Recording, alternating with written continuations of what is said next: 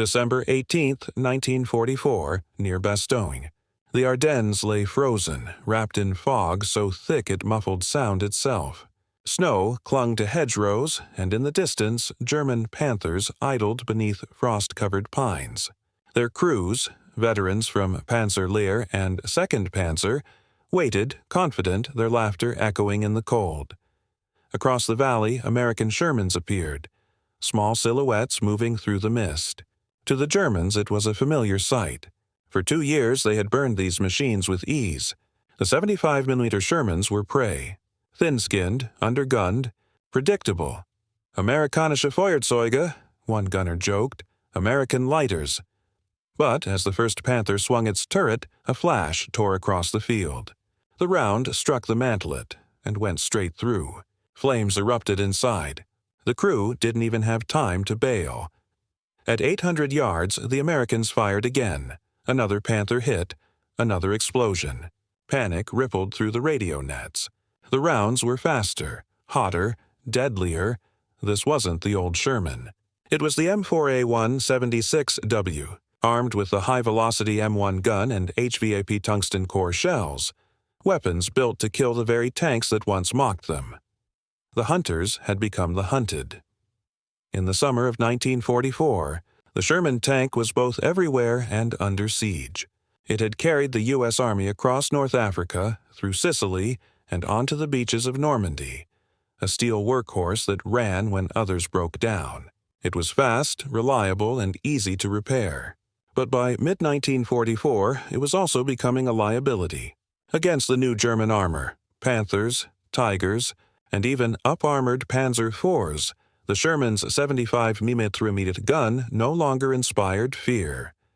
When American tank crews first encountered Panthers in Normandy, the shock was immediate. The German tank was lower, wider, and armed with a high-velocity 75mm OWK-42 cannon that could punch through a Sherman frontally at over 1,500 yards. By contrast, the Sherman's own 75mm gun could only penetrate a Panther's side armor at less than 500. Many Shermans were destroyed before their gunners could even identify the target. The battlefield became a deadly equation.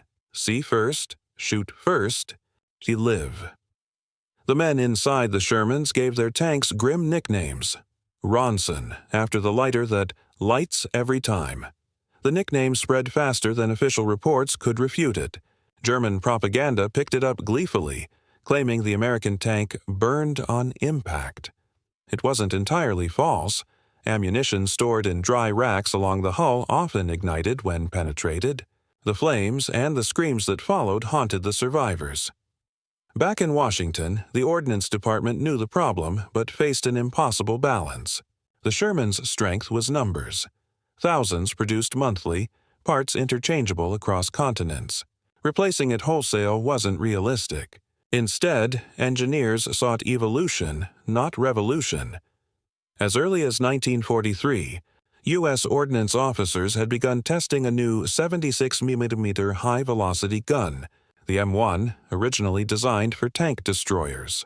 Its longer barrel and higher muzzle velocity offered a substantial increase in armor penetration, up to 109mm of rolled steel at 1,000 yards with standard APC rounds. But development moved slowly. Some in the Army ground forces opposed the upgrade, arguing that infantry support, not tank duels, was the Sherman's real role. Let tank destroyers kill tanks, they insisted. Shermans fight the battle. That distinction collapsed in Normandy. Tank destroyers were rarely where they were needed, and infantry found themselves facing Panthers head-on. The need for more firepower was no longer academic. Meanwhile, British engineers had already modified their Shermans with the powerful 17-pounder gun, producing the Firefly, capable of killing Tigers from over a mile away. American crews admired it but found it cumbersome. The British weapon required rearranging the turret and storing ammunition in awkward positions. The U.S. Army wanted its own solution, one that could fit seamlessly into existing production lines. By early 1944, the M4A1-76W was born, a Sherman armed with the new 76mm gun a redesigned turret, and wet stowage, the W, meaning ammunition was surrounded by water jackets to reduce fires. The first shipments reached Europe in July, just after the Normandy breakout. They went to the 2nd and 3rd Armored Divisions, but their impact wouldn't be felt immediately. At first, crews were skeptical.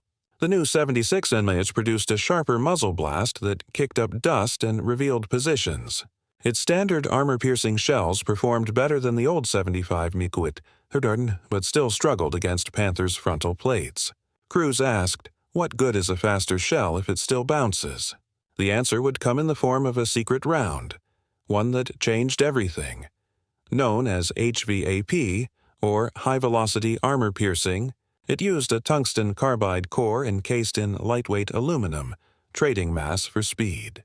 Firing at 3,400 feet per second, it could penetrate nearly 150 millimeters of armor at 800 yards, enough to pierce a Panther head-on. Tungsten was rare, so HVAP rounds were precious, usually only a few per tank. Crews called them lifesavers. As 1944 turned to winter and the Allies advanced toward the German border, these new Shermans began to arrive in greater numbers. Their long-barreled guns looked almost alien beside the older tanks still fighting in France. Crews repainted their barrels with kill rings and nicknames: the Equalizer, Tiger Tamer, Panther Puncher, and somewhere in the forests of Belgium, German tankers still laughed at the sight of Sherman silhouettes. They didn't know that this time the Americans were laughing back. The path to the M4A176W had been long, experimental, and full of argument. American engineers had debated for years whether tanks should fight tanks at all. Early war doctrine separated the two roles entirely. Tanks supported infantry, while tank destroyers were meant to ambush enemy armor. But on the battlefields of Normandy and the hedgerows of France, reality shredded theory. When Panthers appeared on a ridge or Tigers emerged from the mist, it was the Sherman that had to respond, not some distant tank destroyer battalion.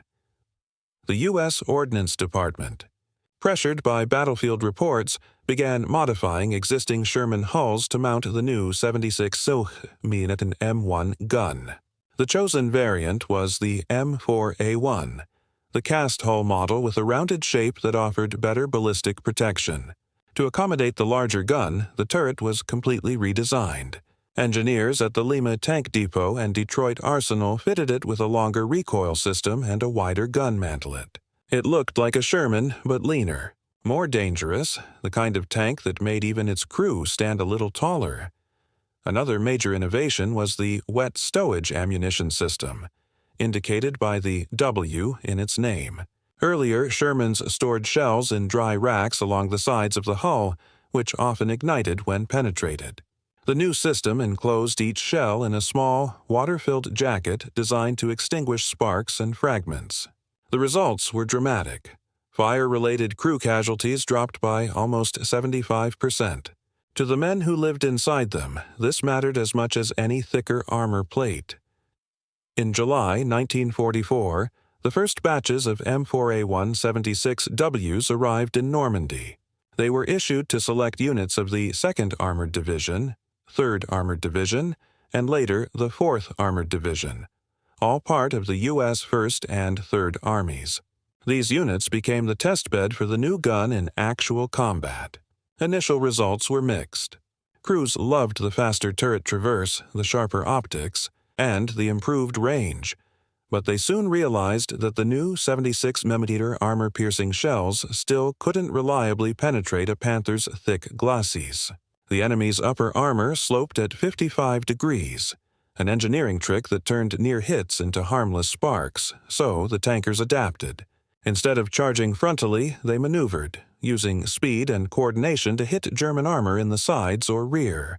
When HVAP ammunition appeared in limited quantities in late summer, everything changed. The tungsten core tore through German armor that had once been invincible. The Americans now had a gun that could fight, not just survive. For German tankers, the difference was immediately noticeable. Radio logs from Panzer Lehr and the 2nd Panzer Division recorded engagements where Panthers were hit and penetrated from over 700 meters. One report from September 1944 described enemy Shermans with new, longer guns, greater muzzle flash, much faster velocity. It was the first hint that the tide of armor warfare was turning. Still, the Germans were confident in their machines. The Tiger I remained a terror in open ground, its 88mm cannon able to destroy Shermans from over a mile away. The Panther, faster and more numerous, was the backbone of the German armored defense in France and Belgium. Crews mocked the American tank openly, confident that one-on-one no Sherman could survive. But the Americans no longer fought one-on-one. By late 1944, Allied tactics had evolved into combined arms coordination. Tank platoons worked with artillery, infantry, and air support. Forward observers called in fighter bombers within minutes. P-47. Thunderbolts circled overhead, ready to dive at any column of German armor caught moving in daylight. The Sherman had become one part of a synchronized ecosystem of destruction. The new M4A1-76 DW fit perfectly into that system. It could move faster than a Panther, fire quicker than a Tiger, and stay in the fight longer than both. And in close terrain, forests, villages, snow-covered valleys, its compact design and rapid turret traverse often meant the first shot was American. By the autumn of 1944, German tankers who had once joked about burning Shermans began filing after-action reports filled with frustration. "The enemy's guns now pierce our front plates," one officer wrote. "The Sherman is no longer prey." That realization would explode into full terror in the coming months, when the new 76mm Shermans met the elite German armored divisions head-on, and proved that America's so-called inferior tank had finally grown fangs. When engineers at Aberdeen Proving Ground first tested the 76mm M1 gun in 1943, they understood what it represented, the threshold between survival and superiority. On paper, it seemed modest, a 76.2mm bore, only 1mm larger than the original 75. But the difference lay in velocity. The 76mm's longer barrel, over 57 calibers in length, hurled its projectile at 2,600 feet per second. The earlier 75mm managed just 2,030. That extra speed turned into energy, and energy turned into penetration. With the standard APC, armor-piercing capped round, the 76mm could punch through 109mm of armor at 1,000 yards. Against a Panzer IV or Stugee III, this was devastating. Against a Panther's frontal glacis, 80mm thick but sloped, it was barely adequate. Yet against the Panther's turret face or its thinner 50mm sides, the 76mm suddenly had a chance.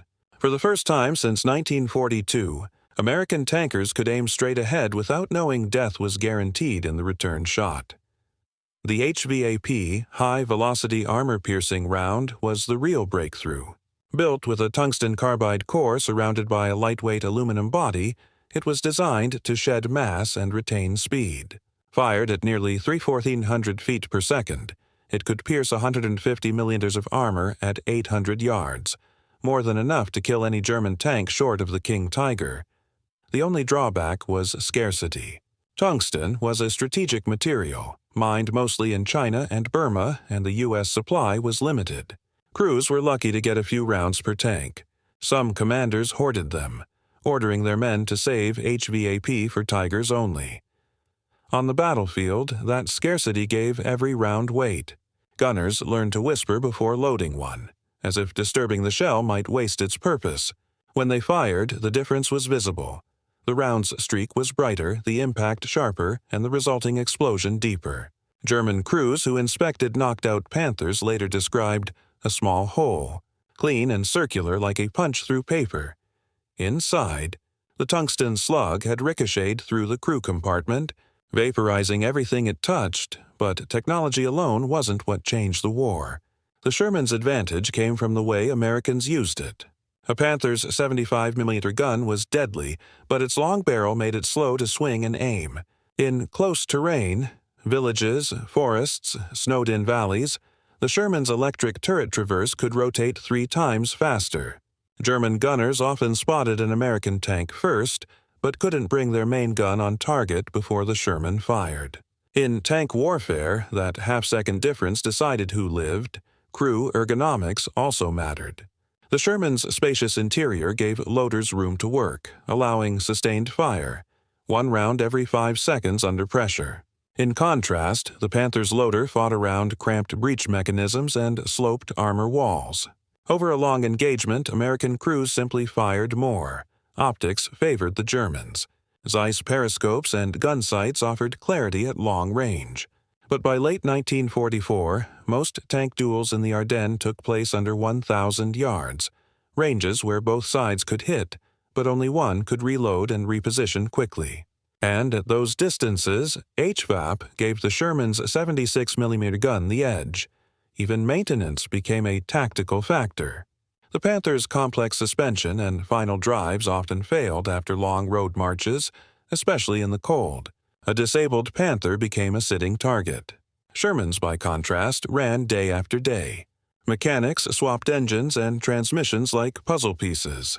Crews joked that their tanks ran on grease and curses, but they always ran. The Germans, of course, mocked this approach. To them, the Sherman was an industrial toy, mass-produced mediocrity. A Tiger crewman once sneered, "They build them by the hundreds because they know they'll lose by the hundreds." What he didn't understand was that America's quantity was also quality, reliability, repairability, and coordination. One Panther could dominate a road, but 5 Shermans, each supporting the others, could dominate a battlefield, and that was the heart of the shift, the system behind the tank. Task forces learned to combine radio coordination, artillery spotting, and air-ground integration into a single lethal rhythm. A Sherman didn't fight alone. A Sherman spotted, another flanked, a third fired smoke to blind the enemy, and from above, thunderbolts dove on retreating armor. By late 1944, that coordination was mechanized warfare in its purest form: speed, communication, and persistence. And within that machine, the M4A176W was the keystone. It was not the best tank in the world, but it was the best tank for the war America was fighting. Mobile, adaptable, and everywhere. When German crews began noticing the long, sharp barrels and the lack of telltale front explosions, they realized something had changed. The Americans no longer needed to flank to kill. They could kill straight on, and that meant the laughter, for the first time, stopped. By the winter of 1944, the transformation on the ground was more than mechanical. It was psychological. The American tankers who had once whispered about the invincible German machines now carried a new confidence, tempered by loss but hardened by experience. They had seen too many Shermans burn in Normandy, too many friends buried beside smoking hulls. Now, finally, they had a weapon that could answer back. For the men inside the M4A176, the difference wasn't just about range or armor thickness, it was about agency. The new gun gave them a sense that they could dictate the fight, not just survive it. Crews who once hid behind hedgerows now volunteered to lead columns. In after-action reports from the 4th Armored Division, tank commanders described a new fighting spirit spreading through the ranks. "The men have faith in their tanks again," one officer wrote. The Germans noticed it too. Intelligence summaries from the Panzerlehr Division recorded, with unease, the aggressiveness of American armored patrols in the Ardennes. "Enemy armor now attacks directly," one report read, "and fires with great accuracy at long distance. New ammunition suspected." The tone was restrained, but the implication was clear. The psychological tables had turned. Inside the German tanks, morale began to waver. The Tiger I and Panther were still feared, but they were no longer invincible. Each required careful maintenance, skilled crews, and fuel that was growing scarce. A Tiger could consume over 500 liters of gasoline in a single day of maneuvering. As supply lines collapsed and Luftwaffe cover disappeared, the pride of the Panzerwaffe became more burden than advantage. The German tankers' arrogance, once their armor, began to crack. The same crews who had mocked the Shermans now faced units that moved faster, coordinated better, and struck with shocking precision.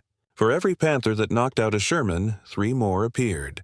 When HVAP ammunition entered the fight, the effect was immediate and terrifying. Tankers who had watched shells bounce harmlessly from their front plates suddenly saw sparks, holes, and flames. A German officer later wrote in his diary, "It was as if the Americans had changed their guns overnight." We were used to watching their rounds fall short or shatter. Then one day they came through. The sound was different, sharper, heavier, and the effect instant. Meanwhile, American units were learning to fight smarter. Tank commanders relied less on brute force and more on information. Forward observers with radios coordinated with artillery batteries miles behind the front. Scout jeeps marked German armor positions with smoke grenades. P-47s strafed road junctions before tanks even rolled forward. In this ecosystem, the M4A176W was no longer a standalone weapon. It was a mobile node in a vast, synchronized network of destruction. German veterans of the Ardennes offensive would later recall the eerie sensation of being watched. Wherever we went, one Panther commander remembered, they already knew. The moment we turned an engine, the artillery began. The combination of ground and air coordination was something the Wehrmacht had once mastered, and now faced from the other side. There was also a human angle to the transformation. The Sherman's crew composition, 5 men, created bonds that mirrored a small family. Commander, gunner, loader, driver, and assistant driver. Each role depended entirely on the others. In battle, that coordination translated into speed. When the commander spotted a target, the gunner already had his sight adjusted. The loader knew which round to grab, AP or HE. The driver anticipated turns before they were spoken. Every movement was rehearsed through repetition, every shot the product of trust. For the Germans, whose tanks often operated with fewer men and more mechanical complexity, this intimacy was harder to sustain under pressure. A single wound, a single breakdown, and the balance was gone. On the American side, camaraderie became fuel. Veterans of the 37th Tank Battalion joked that their tanks were old friends with tempers. They painted names on the barrels: Helen, Killer, My Missouri Girl. When the new 76 MNEP guns arrived, they called them the Long Fingers of Home. The emotional shift inside those tanks mirrored a broader truth of the war. By late 1944, the Allies were no longer reacting. They were rewriting the rhythm of combat. Each innovation, radar, logistics, communication, fed into the next. The Sherman's improved gun was part of a vast learning curve, one paid for in blood and accelerated by necessity. For the German crews, that evolution felt like a trap closing. Their once superior optics and gunnery couldn't compensate for dwindling fuel, fractured communication, and exhaustion. Many had been fighting since 1941. Now, facing enemies who never seemed to run out of men or machines, they realized the war had shifted from contests of skill to contests of endurance, and endurance was a battle the Reich could not win. In that sense, the M4A176W's success wasn't just technical, it was symbolic. It represented the moment when American warfare matured, when improvisation became mastery. The tank that began the war, mocked as a coffin for 5 men, had become the weapon that broke the back of the Wehrmacht's confidence. And for the first time since 1940, the Germans, not the Americans, were the ones afraid to advance. September 1944, the rolling farmland east of Héricourt, France. Morning mist clung to the fields, veiling the lines of tanks crouched in shallow hollows. To the men of the 4th Armored Division, it looked like another quiet dawn in Lorraine. But somewhere beyond that fog, German engines growled. The 5th Panzer Army, newly reconstituted and desperate to halt Patton's advance, was coming straight toward them. The Germans believed the Americans were thinly spread. They expected another easy victory, a repeat of Normandy's early days, when Panthers had picked off Shermans like game on open ground. The Panther crews were confident. Their guns could kill at 2,500 meters, their armor was unbeatable at range. They didn't know they were driving into one of the most skillfully executed defensive battles of the entire war. Captain Abram J. Turner, commanding a platoon of M4A1 76Ws from the 37th Tank Battalion, remembered the moment it began. "The fog lifted," he said, "and we saw them. Black crosses, a whole line of them, 800 yards out." His gunner, Sergeant Don Heller, was already sighting in. Turner gave the order, "HVAP, fire." The shot hit the lead Panther square in the mantlet. There was no spark, no ricochet, just a dull thud, then smoke. Through the gun sight, Heller saw the turret lurch sideways. The shell had gone straight through. Seconds later, flames poured out the hatch. The crew never got out. That shot, at roughly 800 yards, was one of the first confirmed kills of a Panther by the new 76 mm HVAP round. Word spread across the division like wildfire. "The new ammo works," the radio crackled. "Repeat, it works." The Germans were stunned. As more Panthers crested the ridge, American guns opened up from concealed positions. The Shermans, using coordinated fields of fire, struck in volleys, focusing 3 tanks on a single target at a time. HVAP rounds ripped through side armor, APC shells shattered tracks, and the fast electric turret drives allowed the gunners to swing and fire before the Panthers could even aim. What followed became known as the Battle of Aricourt, a week-long engagement in which fewer than 100 American Shermans and tank destroyers held off over 200 German tanks. The battlefield was a maze of fog, hedgerows, and rolling hills. Visibility rarely exceeded 1,000 yards. Perfect terrain for the faster, more flexible M4A1 76 WWs. The Panther's advantage, long-range firepower, was smothered by weather and terrain. German commanders, operating with incomplete intelligence, believed they were attacking retreating units. Instead, they drove headlong into ambushes. At one point, a Panther column advanced through a valley, firing blindly into mist. From the flanks, hidden Shermans fired at their exposed sides, knocking out 5 in under 2 minutes. When the Germans tried to reverse, artillery landed on their escape route. Over the next 3 days, Aricourt became a graveyard of overconfidence. The Americans fought with the precision born of experience. Each platoon operated like a hunting pack. One tank drew fire while the others flanked. Coordination was constant. Artillery adjusting on the fly, fighter bombers diving through the fog to strafe stalled Panthers. The Germans fought bravely but blindly. Their radios crackled with confusion, their formations broke apart in the haze. Many of their tank commanders were new. Replacements rushed from training schools after the collapse in Normandy. Few had seen real combat. Against them stood veteran American crews who had been fighting since the hedgerows of St. Lo. By the 4th day, the momentum was gone. German units had lost nearly half their tanks. American after-action reports noted the growing desperation. Enemy crews abandoned tanks after first hit. Fire discipline breaking down. Some Panthers were found still idling, their crews dead inside from penetrating shots that left entry holes no wider than a coin.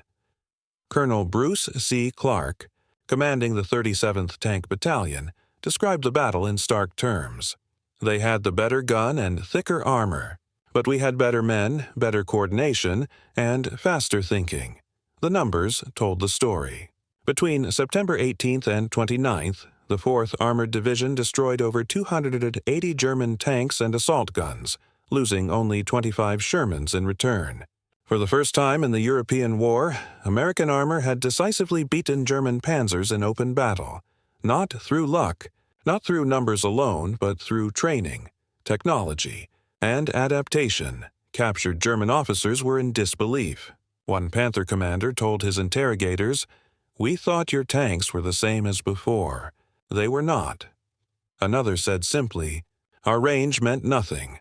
The myth of the indestructible German tank, the weapon that had dominated Europe since 1940, had been broken, quietly, in the mist of Lorraine. And for the Americans who fought there, the lesson was clear. The M4A176W had finally made them equals. From that point forward, no German crew could assume safety at range, and in the forests of the Ardennes, a few months later, that lesson would return, colder, deadlier, and final. December 1944. Ardennes Forest, Belgium. The world had frozen into silence. Snow covered the tanks in white armor, muffling sound and light. In that silence, a storm was coming. Hitler's last gamble, the Battle of the Bulge. At dawn, fog rolled thick through the trees. American units were strung thin, their lines scattered. The Germans struck with ferocity, their spearheads led by the elite 1st SS Panzer Division Leibstandarte and 2nd Panzer Division. Panthers and Tigers rumbled down narrow forest roads, their engines shaking the ground. The Ardennes was their terrain, close, covered, and familiar. They believed the Shermans would burn again, just as they had in Normandy. But this time, the Shermans were not the same. In the forests outside Bastogne, crews from the 4th and 10th Armored Divisions waited. Among them were dozens of the new M4A176WUs, their long guns camouflaged with whitewash and pine branches. Many were veterans of Aérocourt, men who knew how to fight Germans in the fog. They had learned that patience, not panic, won tank duels. The first Panthers appeared through the haze, black shapes gliding like ghosts. American tank commanders whispered into their radios. Short, clipped words. Target 1, range 600. When the lead Panther crossed the clearing, an American gunner squeezed the trigger. The 76mm barked, the recoil rocked the turret, and the HVOP round screamed across the frozen air. It hit square on the Panther's lower glacis. A split-second flash, then an explosion so violent it split the turret ring. The tank stopped dead, smoke billowing from every hatch. The others halted. German commanders tried to swing their guns, but the Shermans were already repositioning. In seconds, 3 more rounds hit home. 2 Panthers burned. A third lost its track and slewed sideways. The radio chatter filled with panic. Achtung! Neue Panzer! Long guns! What had once been German doctrine, strike first, dominate with range, now belonged to the Americans. In the Ardennes, range meant little. Fog and trees reduced every fight to ambush distance. Here, agility and rate of fire decided survival. The M4A176W, with its fast turret and reliable engine, was the perfect hunter in the woods. Reports from the 10th Armored Division describe Shermans knocking out Panthers at 700 to 900 yards, often with single shots. One crew claimed 4 kills in under 10 minutes, all with HVAP. German gunners, used to bouncing American shells off their armor, were stunned. They fired wildly, often too late. In one engagement near Noville, a Tiger, I was hit twice in the turret by a 76mm HVAP shell from 600 yards, the second round piercing clean through the side and igniting the ammunition rack. The Tiger's commander, an officer from the Leibstandarte, survived only long enough to radio, "They shoot faster than we can see them." Elsewhere, American tank destroyers joined the hunt. M36 Jacksons, armed with the powerful 90mm gun, operated alongside 76mm Shermans, forming hunter-killer teams. The Shermans flushed targets, the Jacksons finished them. The combination was deadly. By late December, German armored thrusts were stalling not just from lack of fuel, but from attrition. At Sels, west of the Bulge, an entire column of Panthers was ambushed by Task Force Hogan from the 3rd Armored Division. When the smoke cleared, over 40 German tanks lay burning in the snow. American losses, 7. Captured panzer crews couldn't understand what had happened. "Your tanks fired faster," one said. "Your shells did not bounce," but the truth ran deeper. The Shermans were fighting as part of something larger, an entire system of coordination. Artillery observers, fighter-bomber patrols, and reconnaissance jeeps all worked in unison. The M4A176W was just the visible edge of an invisible network that could find, fix, and destroy armor faster than Germany could react. When General Patton's Third Army broke through to relieve Bastogne on December 26th, the roadsides were littered with burned-out Panthers. Many still sat facing east, their guns intact but their armor punched through, clean entry holes where HVAP rounds had torn in. To the men passing by, it was a quiet vindication. The myth of German invincibility had ended not with ceremony, but with precision. The invisible mathematics of ballistics, the unbroken rhythm of coordination, and the quiet professionalism of crews who had waited years for the chance to fight back on even ground. By January 1945, the Wehrmacht's last armored gamble was over. The Tiger I was obsolete, the Panther too complex to save. Every road west of the Rhine was marked by the same pattern: black hulks in snow, smoke frozen into the air and on their sides, small holes no bigger than a man's thumb. Those holes told the story better than any report. The Sherman had arrived, and for the first time, the German crews, the ones who once laughed at the Ronson lighter, knew fear before they ever saw flame. By the first months of 1945, the balance of armored warfare in Europe had reversed completely. The battlefield, once a showcase for German precision engineering, was now dominated by American endurance. The panzer divisions that had once dictated tempo and terror were in retreat, not because their machines had failed, but because their enemies had learned faster. Everywhere the Shermans rolled, they carried lessons written in smoke. Normandy had taught the Americans humility. Lorraine had taught them adaptation. And the Ardennes, where M4A176Ws had faced Germany's best and survived, taught them confidence. The fear that had once followed every Panther sighting was gone. Crews still respected the enemy's guns, but they no longer believed in German invincibility. After the Battle of the Bulge, field commanders across the Allied front sent in reports filled with quiet astonishment. Colonel Bruce Clark of the 37th Tank Battalion summarized it best. The men no longer talk about the Tiger as a monster. They talk about it as a target. In workshops and depots across Belgium and Luxembourg, tank mechanics counted the cost, and the results were astonishing. For every Sherman destroyed in combat, nearly 4 German tanks had been lost in return. The ratio was not purely mechanical, it was organizational. The U.S. Army had mastered logistics at a level Germany could no longer match. Damaged Shermans were pulled off the line, repaired, and returned to service within days. German tanks, crippled by lack of fuel or spare parts, were often abandoned where they stood. Even prisoners of war noticed the change. During interrogations in early 1945, captured Panther crewmen admitted to fearing the long-barreled Shermans. One report recorded a conversation between 2 officers who had fought near Bastogne. "We believed their tanks were still the old models," one said. "Then they fired, and the shell went through our front armor as if it were wood." By then, Germany's armored corps was running on fumes. The once glorious Panzer Lehr Division was down to a handful of operational vehicles. The 2nd Panzer Division, mauled at Celle, was little more than a name. Even the elite SS divisions, rebuilt at terrible cost, were shadows of their former selves. In contrast, new American formations were arriving every month, each better equipped and better coordinated than the last. The M4A176WW had become the face of that transformation. In intelligence reports, German analysts now referred to the improved Sherman with long gun as a primary threat. The Wehrmacht's technical manuals, updated hastily in January 1945, advised Panther crews to avoid direct engagements within 1,000 meters, a reversal of doctrine unthinkable a year before. But the shift was not only on paper, it was visible across the landscape of Western Europe. Villages, once pulverized by Tiger fire, now reclaimed by advancing Allied columns. Roads, once lined with burning Shermans, were now littered with destroyed Panthers and Jagdpanthers.